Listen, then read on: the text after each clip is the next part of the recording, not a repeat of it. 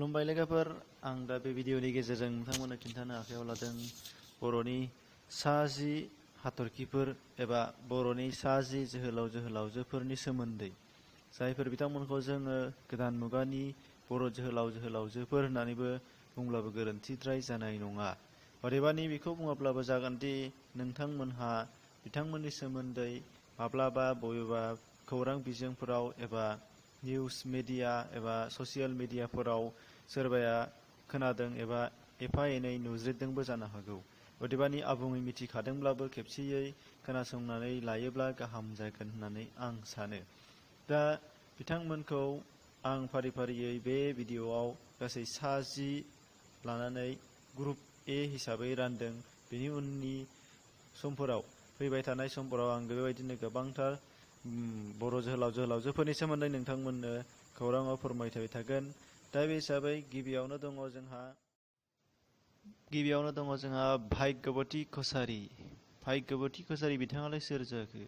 बिथाङा जादों थांनाय 2018 मायथाइनि सेप्तेम्बर 10 निफ्राय 16 सिम तुर्की हादोरनि राजथावनि इस्तानबुलाव जानाय 32थि इन्टारनेशनेल आहमेद कमार्ट बक्सिं टुर्नामेन्टआव भारतनि जानानै बाहागो लाहैदोंमोन आरो बिथाङा 81 केजि लिरथायनि बादायलायनायाव देरहानानै सनानि मेडेल मोननो हादोंमोन।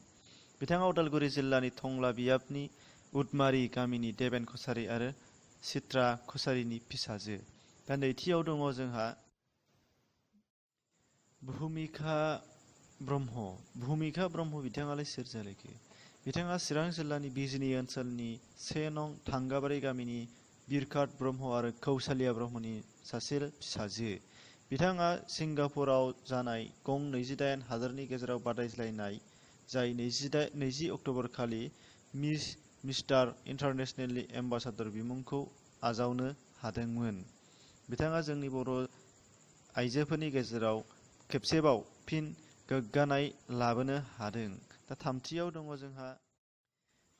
दङ प्रनिता स्वर्गियारी। प्रनिता स्वर्गियारी बिथांखौ जों गोबाङानो मिथिखादों एबा गोबाङानो बांसिनै मिथिदों जानांगौ। दा अब्लाबो फिन खेबसेबाव फोरमायनानै होनो आखायाव लादों।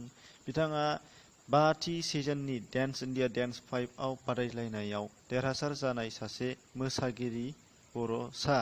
बिथाङा बाक्सा जिल्लानिमोन, नाथाय आथिखालाव दा बिथांनि बिमा बिफा एबा पेरेन्टसआ दिल्लीयाव थायो हिसाबै बिथाङा दा दिल्लीनि नोगोरारि हिसाबै दंथ'यो। दा बिथाङा गोबां मोसानाय जोंनि हिन्दी सावथुन मुलुगाव जायगा लागासिनो दङ। बिथाङा जोंनि थाखाय जोबोद गोग्गाथाव खामानि मावगासिनो दङ बुंजायो। दा ब्रैथियाव दङ थुनलाइ नार्जारी। थुनलाइ नार्जारी बिथाङा सोर? थुनलाइ नार्जारी बिथाङा क'क्राझार जिल्लानि दतमा हालामनि सासे बर'सा। बिथाङा फार्स्ट नर्थ इस्ट अलिम्पिक गेम्सआव 2018 आव जाय जादोंमोन बेयाव शुटपुट खुबैनानै सनानि मेडेल मोननो हादों लोगोफोर, जाय मणिपुरनि राजथावनि इम्फलाव जादोंमोन। दा बाथियाव दङ पुरन ब्रह्म। पुरन ब्रह्म बिथाङालाय सोर जाखो? पुरन बिथाङा सासे बर'नि लाइमोन लिरगिरि। बिथाङा थांनाय 2018 मायथाइनि साहित्य एकादेमि लाइमोन बान्थाखौ अननायनि गुबुन मोनसे महर सुंद' सल' बिजाबनि थाखाय मोननो हादों, जाय बिथाङा बर' थुनलाइ मुलुगाव आरोबाव फिन खेबसे गोग्गानाय लाबोनो हादों। मख'जाथावदि बिथाङा बे बान्थाखौ मणिपुरनि इम्फलाव 26 अक्ट'बर खालि आजावनानै लादोंमोन। दा दथियाव देंखोस्रि बर'। देंखोस्रि बर' बिथाङा सोर? देंखोस्रि बर' बिथाङा 2018 मायथाइनि मिस आसाम किड्स बादायलायनायाव 3थि मासि मोननो हानानै देरहासारनो हादों।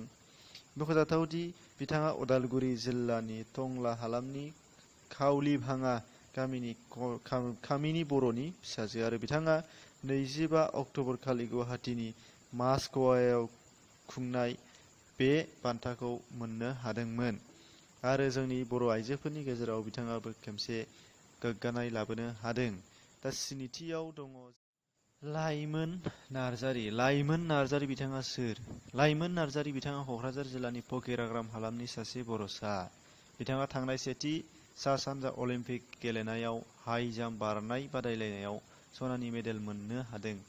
मख'जाथाव बिथाङा 2015 मायथाइयावनो चीन हादोराव जानाय वर्ल्ड स्कुल एथलेटिक्स चेम्पियनशिप बादायलायनायाव गोजौ बारनायाव सनानि मेडेल मोननो हादोंमोन आरो जों बिथांखौ बै समावनो जोङो सिनायथि खालामनानै लानो हाखादोंमोन एबा बै समावनो बिथाङा जोंनि बर'फोरनि थाखाय गोग्गानाय लाबोदोंमोन। आरोबाव फिन 2018 मायथाइयाव बिथाङा लाबोनायनि थाखाय बिथांखौ जों साबायखर होयो। दा जोंहा 80आव दङ अंकुसिता बर'। अंकुसिता बर' बिथांखौ जों बयबो मिथिखागौ, अब्लाबो खनसे फिन नोंथांमोननि सिगाङाव खिन्थानो आखायाव लादों। अंकुसिता बर' बिथाङा सनितपुर जिल्लानि मेघाइहारा हालामनि सासे इन्टारनेशनेल बक्सिं गेलेगिरि। बिथाङा 2018 मायथाइनि सेथि सा-सानजा अलिम्पिक गेलेनायाव बक्सिं बादायलायनायाव सनानि मेडेल मोननो हादों, जाय गेलेनाया मणिपुरनि राजथावनि इम्फलाव जादोंमोन। मख'जाथावदि बिथां बर'आ 2017 मायथाइयावनो आइबा एबा AIBA नि वर्ल्ड युथ वमेन्स बक्सिं चेम्पियनशिपआव ट्रफीजों लोगोसे सनानि मेडेल मोननो हानानै दुलाराय बर'फोरजों लोगोसे आसाम आरो भारत हादरनिनो गोग्गानाय लाबोनो हादोंमोन। दा जोंहा 9थियाव दङ हरिशंकर ब्रह्म। हरिशंकर ब्रह्म बिथाङा भारतनि 19थि चिफ इलेक्सन कमिशनार आरो बर'फोरनि गेजेराव बिथाङानो गिबिसिन चिफ इलेक्सन कमिशनार जानो हानाय सुबुं। मख'जाथावदि बिथाङा 2010 मायथाइनि 24 आगस्तनिफ्राय 2015 मायथाइनि 15 जानुवारिसिम बे बिबानखौ आजावनानै लादोंमोन। बे बिबाननि सिगां बिथाङा अन्ध्र प्रदेश केडारनिफ्राय 1975 बेचनि IAS अफिसारखामोन। बिथां गेदेमाखौ जोंनि बर' हारिया जेब्लाबो मान होनांगौ। दा एबाराव जोङो जोबथारनाय एबा 60 मासियाव दङ हलिचरन नार्जारि। हलिचरन नार्जारि बिथांखौ जोङो फ्रायानो मिथिगौ, अब्लाबो नोंथांमोननो खनसे फिन खिन्थानो आखायाव लादों। बिथाङा भारतनि सासे नेशनेल फुटबल गेलेगिरि। बिथाङा दासिम गोबां सेनियर केरियार आरो नेशनेल टीमफोरजों मेच गेलेखांबाय। आथिखालाव बिथाङा केरेला ब्लास्टार्सनि जानानै फुटबल गेलेयो। बिथाङा आथिखालाव सोलिबाय थानाय इन्डियान सुपार लिग एबा हिर' इन्डियान सुपार लिगनि गेदेमा गेलेगिरि। मख'जाथाव बिथाङा बे गेलेनायाव 2014 मायथाइनिफ्रायनो बाहागो लागासिनो दङ। आरोबाव बिथांनि खनसे गोग्गाथाव लाबोनो हानाया जादों 2017 मायथाइनि हिर' इन्डियान सुपार लिग गेलेनायाव हिर' अफ दा मेच बिमुं मोननो हादोंमोन। बिथाङा बेनि अनगायैबो गोबांथार क्लाब आरो गोबांथार टीमफोरजों फुटबल गेलेनानै गोबांथार गल सोनायनि गेजेरजों जोंनि गेजेराव गोग्गाथाव लाबोनानै होगासिनो दङ लोगोफोर। दा अब्ला लोगोफोर, बे खेबाव आं नोंथांमोननो गासै 60 बर' जोहोलाव जोहोलावजोफोरनि सोमोन्दै फोरमायथिबाय। फोरमायथिनाय हाबाफारिखौ नोंथांमोनहा मोजां मोनदों एबा गाज्रि मोनदों बेखौ आं बुंनो साना।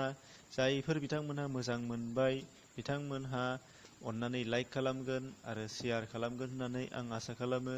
लोगोसे नोंथांमोनहा आंखौ थुलुंगाखांनायनि थाखाय आंनि चेनेलखौ साबस्क्राइब खालामनानै लागोन होननानै आं मिजिं थियो। गोजोन्थों।